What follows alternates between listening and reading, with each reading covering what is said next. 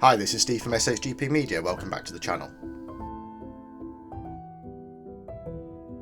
For over 40 years, the David Clarke Model Railway has brought joy, fascination and wonder to thousands of visitors at the Shuttlewood Clarke Foundation, which is located close to the M1 motorway in Markfield, Leicester.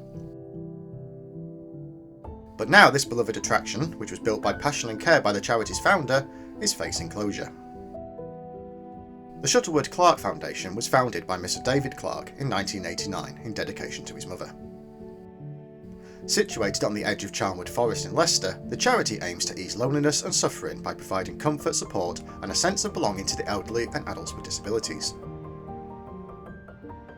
The foundation works to achieve this by offering a change of environment and varied activities such as wellbeing and support groups, and providing opportunities for social interaction and connection. One of these activities is model railways, a subject which David Clarke was very passionate about. Not only interested in railways in their model form, David was also a significant bankroller of the Great Central Railway and significantly funded the twin tracks of the line, making it the only twin track heritage line of its kind. Originally, the railway was constructed and housed in a drawing office in Mount Sorrel, and connections to this area are evident on the model, with stations and street names all named after locations in the area. It was designed from the outset to be a technical exercise in modelling the real-world operation of points and signals, particularly those of the Great Western Railway in the 1930s. These colour light and semaphore signals are operated via the layout's very own prototypical signal box, with interlocking levers and point frames in a prototypical manner. The railway was also a world first in being the first remote control large-scale model railway, with radio gear fitted along with batteries in the rolling stock behind each locomotive. Shortly after forming the foundation in 1989, the model railway was taken apart and moved to its present location, where it became one of the foundation's assets. This double-O gauge layout was originally 30 foot by 16 foot 6 in size. During the move to Ulverscroft, the layout was extended in length to 38 feet, with new junctions and loops added. At the same time, the radio gear was changed to incorporate digital speed controllers, designed for larger scales, and this was in order to have the trains running at more realistic speeds. It took 10 years to put the layout back together and to be able to operate it again in full, which included the removal of buildings' walls, the use of cranes, and the skill of a much younger volunteer base. Since that time, the layout has been successfully operated by a small team of volunteers, who meet weekly to operate the layout, as well as making the railway available free of charge to visiting members of the public. On the 7th of October 2025, the Shuttlewood Clarke Foundation put out the following statement on their social media. Over the years, the model railway at Ulverscroft Grange has been an integral part of the foundation, which has brought pleasure to visitors of all ages. Sadly, the trustees, who are also volunteers, have had to come to the decision, and one not taken lightly, to close the doors on the railway. Whilst acknowledging that it will upset and disappoint many of you, and particularly the volunteers whose time and commitment has made it such a feature, economic reality affects us all. Increased costs of employment, energy and maintenance mean that the foundation must look towards increasing revenue to maintain and extend its services in the areas of well-being and education, which is the heart and soul of the foundation. Its current home needs repairs that could prove difficult if the railway remains. The facility would allow us to expand our ever-growing and successful retail business whilst at the same time improving other facilities at the Grange. The railway is ageing, and whilst acknowledging its unique nature, the decision was made to close its doors. Its history and story are well documented, but the foundation has to move forward. A new home is a priority, and we will assist the volunteers in any way possible to achieve that goal to preserve David Clarke's legacy in a home that would hopefully see greater visitor numbers. The railway will remain open on Wednesdays and Fridays until Friday the 19th of December. Closing the David Clarke Model Railway would not just be the loss of an attraction, it's the loss of a piece of community heritage. It is a short-sighted decision that undervalues what this railway represents. The foundation was formed to, quote, ease loneliness and suffering by providing comfort, support and a sense of belonging to the elderly and adults with disabilities, end quote. The model railway hobby is proven consistently to be a major stress relief and to improve mental health and well-being. Model railways can benefit individuals with dementia and prevent its onset by stimulating memory, improving hand-to-eye coordination, and providing a comforting and familiar activity. The hobby offers a sense of purpose, reduces anxiety, and fosters social connections through shared activities. The hobby has been used in therapeutic settings, like in aged care homes, veterans and youth charities, and other community groups to improve engagement and quality of life for their membership. A recent Hornby study of 2,000 adults found that more than 60% responded that they experienced mental health benefits through their hobbies. 48% attributed stress relief and improved mental activity to their hobby, and 21% stated that they used their hobby to reduce screen time. Hornby also found that, quote, almost half of our enthusiasts are now under 35 years old, and 28% are female, proving that scale and railway modelling is really for everyone, end quote. Hornby CEO Ollie Rayburn stated, quote, the benefits of having a hobby cannot be overstated. Our research underscores how hobbies contribute to mental well-being, happiness and social connectivity, end quote. It should therefore be obvious that the David Clarke Model Railway is a remarkably effective tool through which the charity can achieve its aims, one which cannot be replaced by removing the railway and replacing it with retail outlets, and this flies in the face of the founder of David Clarke's wishes. A model railway such as the David Clarke's Railway cannot easily be replaced. Decades of work have gone into its construction from a team with skills which cannot easily be replaced, if at all.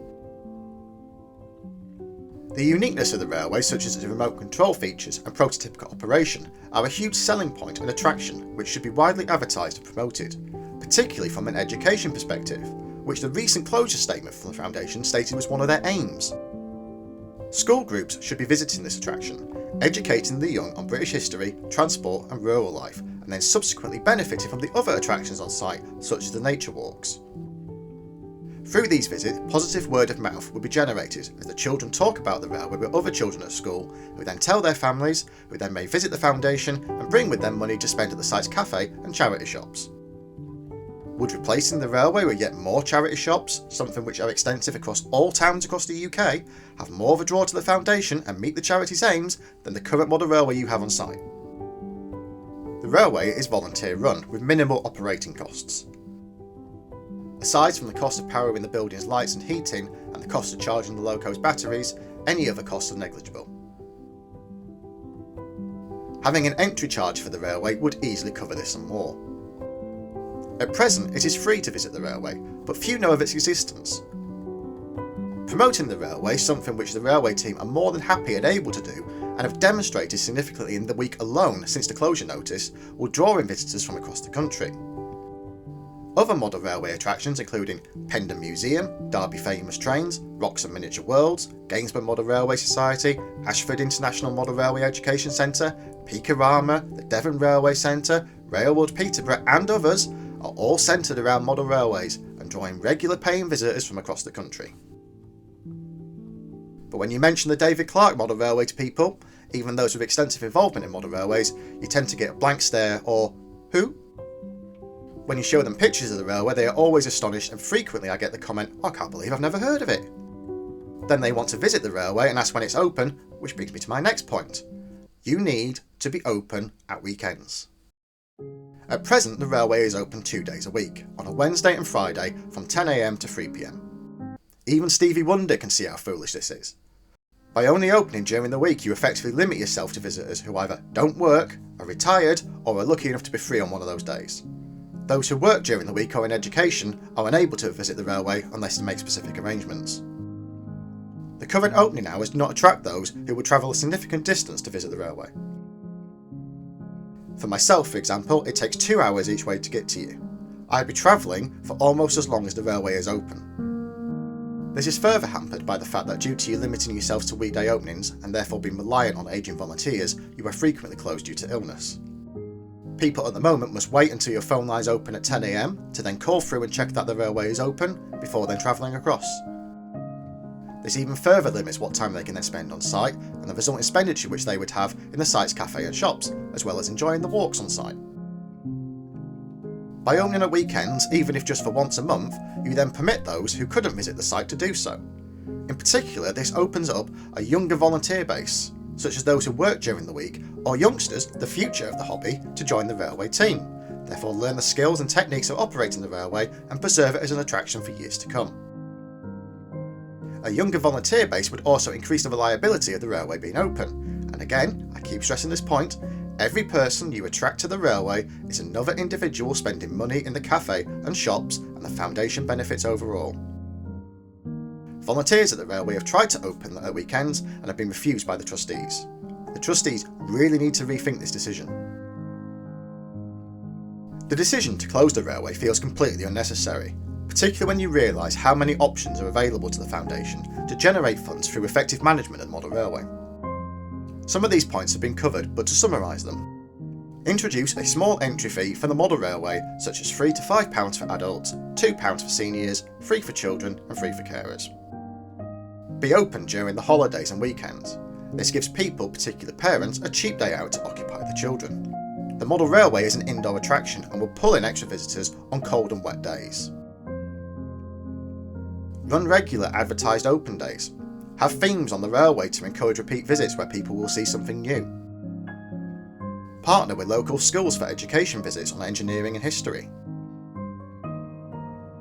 Offer membership, sponsorship plaques, benefits for supporters. For example, Friends of the Railway receive 20% off in the cafe and free entry all year round, encouraging repeat visits to the site. And again, more money spent in the cafe, more money spent in the shops. Host model railway exhibitions or charity events on site. Promote the railway online through YouTube like this, social media and local press. Liaise with the Great Central Railway. During their events, have a heritage bus which shuttles between them and the model railway. Their model railway weekend is a key weekend to do this. Think the Shuttlewood Shuttle. Have a Facebook page which gives early indication if it's known that the railway will be closed due to illness, etc., so that people travelling aren't reliant on having to call you at 10 AM. To close this railway is to dismiss the vision of David Clarke, a man whose name the foundation proudly bears. He and his team built the railway to inspire, to bring people together and to share his love and passion for the hobby with the community. Shutting it down is not just poor judgment, it is an insult to his memory and to the volunteers who have worked hard for decades and kept his dream alive.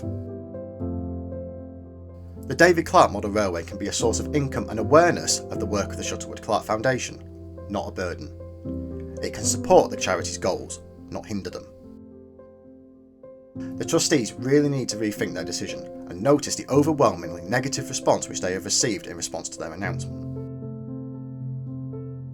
So over to you, the public, this is where you come in. If you also agree that the loss of the railway would be a terrific loss and mistake, make your thoughts known and email the trustees at the email shown on the screen now. If you can visit the railway before the 19th of December, please do so to show your support and to see David Clarke's legacy before it's too late. If you are unable to visit due to the opening days and times, again, email the trustees and tell them this, that you would love to visit but are prevented from doing so. If you know someone, whether they be a fan of model railways, a content creator who would like to visit and document the railway, or just someone who appreciates the skills and craftwork which went into making it, please spread the word, #Save David Clarke's Railway. From all of us at the David Clarke Model Railway, thank you for watching this video to the end. And to the trustees at the foundation, have a word with yourselves.